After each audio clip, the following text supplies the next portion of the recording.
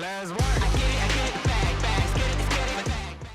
and welcome to the Making It With Myles podcast, where we talk about all things related to building and construction and the real estate industry through the lens of a building inspector. You wouldn't believe it. I'm a builder and a building inspector, and all I really know is about construction. So you're stuck with me for today. As well as that, we also do a little bit of personal development. So that segment is called The Journey, Personal Development. This segment's called The Shed, obviously building related things, shit talking about that. On this episode, we will be discussing things related to the potential risks of DIY renovations. Now, first things first, my thoughts on the old do-it-yourself people. You guys are fucking heroes, all right? You guys are getting out there, saving some money, doing things yourself, learning new skills, trying to help bring up your home, look after it, make it look prettier. I'm fucking all about it, okay? Highly recommend doing it. I love people that really put the effort into want to learn the skills, improve their house, look after their things, because it is bloody rare, to be honest.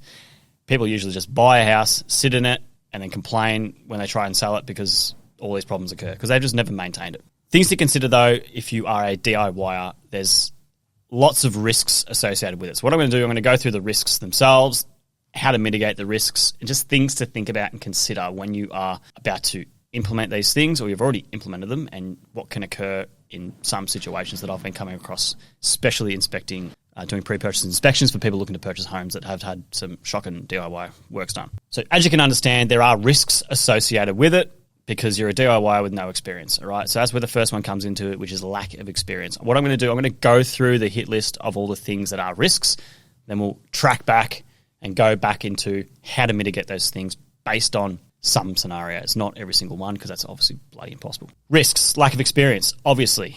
Doing things that you've never done before and doing it the wrong way. First things first.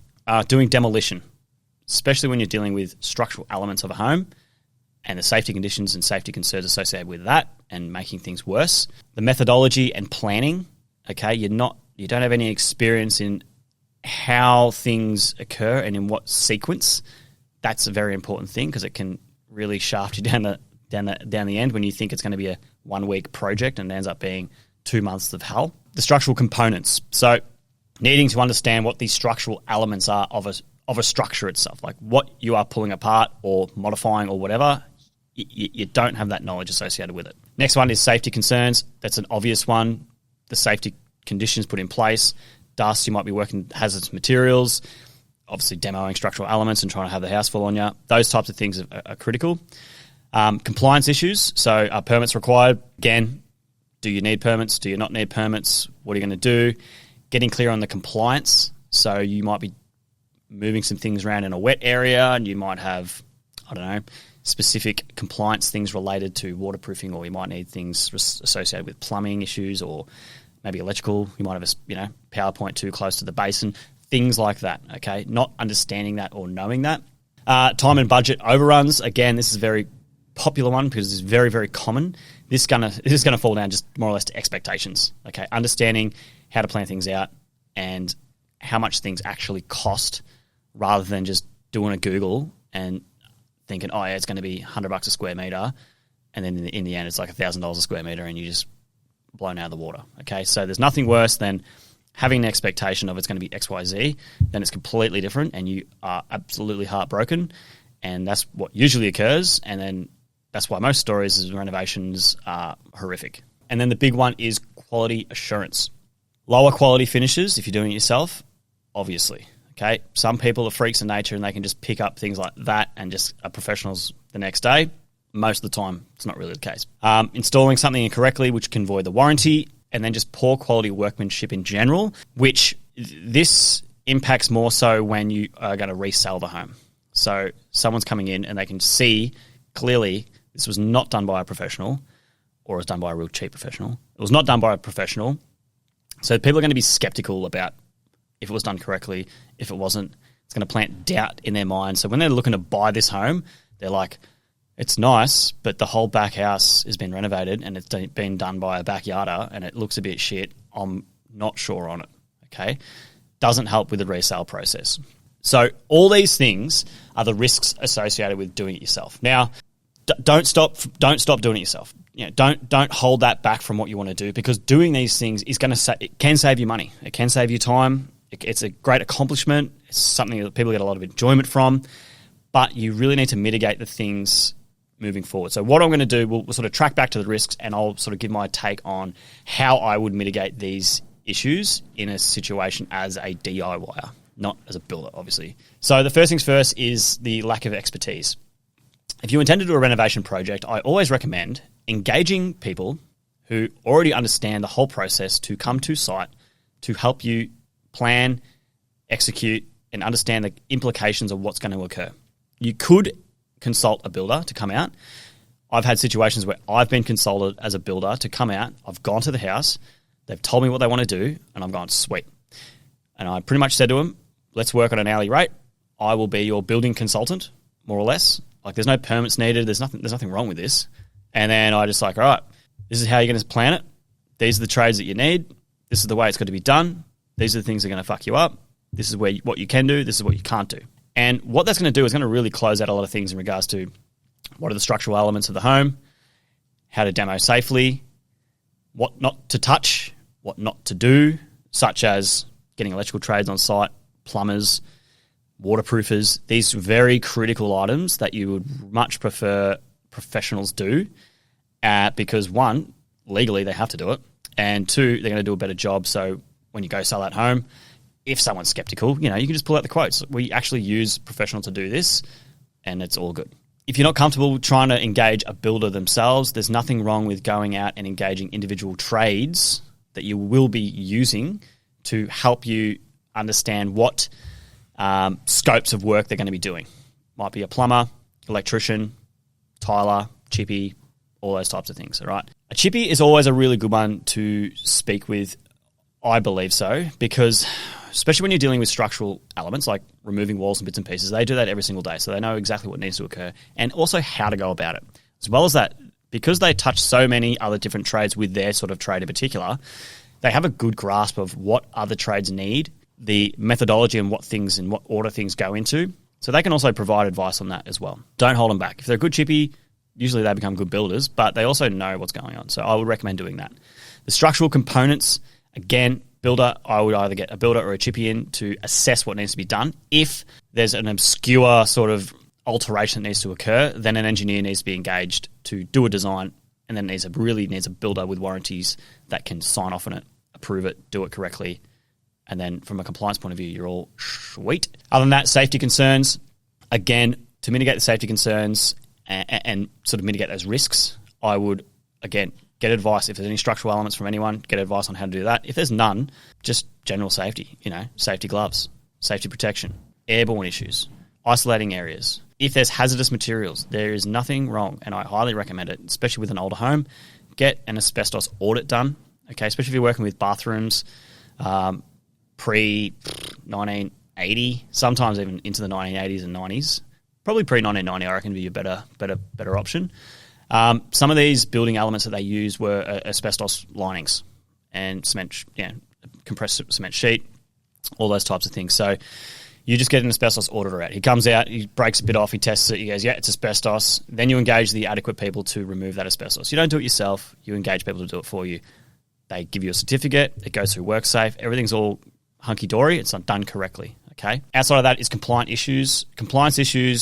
Now, if this is a job or a renovation that needs building permits and those types of things, well, it's already going to be designed in the process. If it's not, you just need to ensure that the adequate trades are engaged, and if you're doing things like any electrical changes, the sparky is going to know what's compliant, what's not. Same with the plumber. They're going to know what's compliant, what's not. Waterproofing is an arsehole, all right? That is a pain in the arse, that one. Waterproofers will also understand what needs to occur and how it needs to be done. In those situations, it is always best to speak to a builder, I believe, to get advice on how to go about the design of what you're doing. What I mean by that, you might have a bathroom with just a shower hob. It just sits on a shower base. It's a pretty easy process. You've got the wall claddings, it's waterproofed.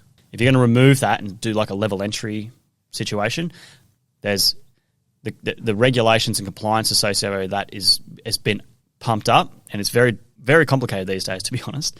There's a really good app out there called Building Tools, which you can get. You can get a month trial, and you can actually visually see the best practice for waterproofing, the compliance requirements, all those types of things. when your floor waste is required, all that type of shit, all right? So a builder is always best to be engaged in those situations so you're not designing it incorrectly, because a waterproofer will come in. That waterproofer is not going to come in and say, oh, you've designed it wrong. It's too late. You've built this subfloor, you've done all this shit. The waterproofer is just going to waterproof. He's going to say that I've waterproofed correctly and then do the whole hole. All right, he'll give you a certificate, but it's not up to him to say that the design is correct or not, because they, from my experience, most of them, not all of them, they just waterproof, give you a certificate to say what they've done was adequate, and then bail. So understanding, getting clear on how those compliance situations are going to occur, all right? Time and budget overruns. Bloody good one. So the time and budget overruns usually comes down to people going onto Bunnings' website, seeing how much tiles cost, seeing how much a bag of glue costs, and saying this is how much it's going to cost to do the tiling. How much a sheet of plaster is going to cost, and some screws, and this is how much the plastering is going to cost. Go out and get trades quotes. People will come around. They'll be able to just walk in, look at it, provide an estimate. Even if you have a rough idea of what you're going to do, you can just provide an estimate based on what your intentions are, and they can just give you a quote really sometimes on the spot or the next day. Once you understand all the scopes that are associated with it, this is where the planning expertise comes in regards to getting a builder or a chippy that knows these ideas, or if you're knowledgeable enough, you can do it yourself. Once you get all the trades scopes in order about what they're going to be doing, get quotes associated with it. There'll be things in between those like that people won't be touching, like cleanup or maybe some demo removal, stuff like that. You need to include all that. Then you should end up with a reasonable budget to work with. So once you get all those quotes together, you'll have a nice budget to work with. Based on that, you'll be able to understand some time frames associated with it, because you can just speak to the trades, like how long you're going to need for tiling, how long you're going to need for waterproofing, blah, blah, blah, blah, blah. And then you can sort of methodically give yourself a bit of fat and understand it's going to be a 2-week process. So you're going to live in a renovating house or an aspect of your home. You might have a bathroom for 2 weeks or 3 weeks or however long it's going to take, based on the commitment of your trades, most likely, and how well you implement it. That's going to help mitigate those issues with regards to your budget and the time overruns. Outside of that is quality assurance. This is a big one. This is probably the biggest one. There are tasks in which, depending on what renovation you're going to be doing, that you can do yourself, and I'm fucking all about it. Right? Detailed demo, stuff like that, I have no issue with. If my client wants to remove the plasterboard, well, just remove the plasterboard. It's really not a big job, right? People know how to be safe around things. And it's easy process. When it comes time to finishes, that's where it can be a bit how you going. And what I mean by that is obviously tiling finishes, hanging doors, trims, painting, installing windows. There's specific ways of doing these things. If you intend to do some of these things yourself, ensure ideally your quality is a good professional finish as best as you can get. That's going to help with the resale issue and people being skeptical of those types of things. Installation guides come with every product. When you have a product, it will tell you how it should be installed, how to do it. Do it how it's meant to be done. If you're tiling, for example, don't just blob on some glue and stick it on the wall. Actually trowel it on both sides. Mount it. Do it all nice. Make sure it's finished neatly. I'm not the best tiler. I'm not the best plasterer. So there's a lot of things that I would recommend that you do not do. Me, for example, there's no way I'm touching tiling because I am useless. I've done it before. It took me fucking ages. It looked pretty good because I took my time. But if you want to get things done right, usually just pay the people to do it. The other one is stopping plasterboard. I can sheet walls, screw them off, but when it comes to actually troweling it off, I am useless. Something else that I would also recommend, it's a skill that you need to learn, and it takes a lot of practice. So that's probably a really good, easy one. Like, there's nothing wrong with hanging sheets, doing it right, getting a plaster in just to stop it up. Because it's easy for them too. They don't want to lift heavy shit. They just walk in, mix up a batch, slap it on, slap it off, sand it back, happy days. Things that I would definitely not be doing is obviously any electrical work, any plumbing work, any structural elements. So I don't want to see people cutting walls apart and then just putting a lintel that they think's correct in. It's just not how you do it. Engage the right people to do those types of things. Waterproofing, again, is a monster one. I would highly recommend engaging a professional waterproofing company to come in and actually waterproof things correctly. And as well as that, anything that you think you are not very competent at doing. If you think you're going to absolutely destroy the tiling and ruin it and do a horrible job within your shower recess, don't do it. the risks are way too high. If you think you're going to install something incorrectly or damage something incorrectly, or you don't think you have that confidence to do it right, even when you've got instructions in front of you how to do it, don't do it. Don't risk it. It's not bloody worth it, because when you get put into a situation, which I see all too often, where you're trying to sell your house and you've done a bit of a half-assed sort of job, people come in and they're very skeptical about all this shit. They want to see proof that it was done correctly. So you ideally, if they are skeptical, you can just show them on the spot. I had a plumber come in. I had a sparky come in. I've had the waterproofer do a certificate.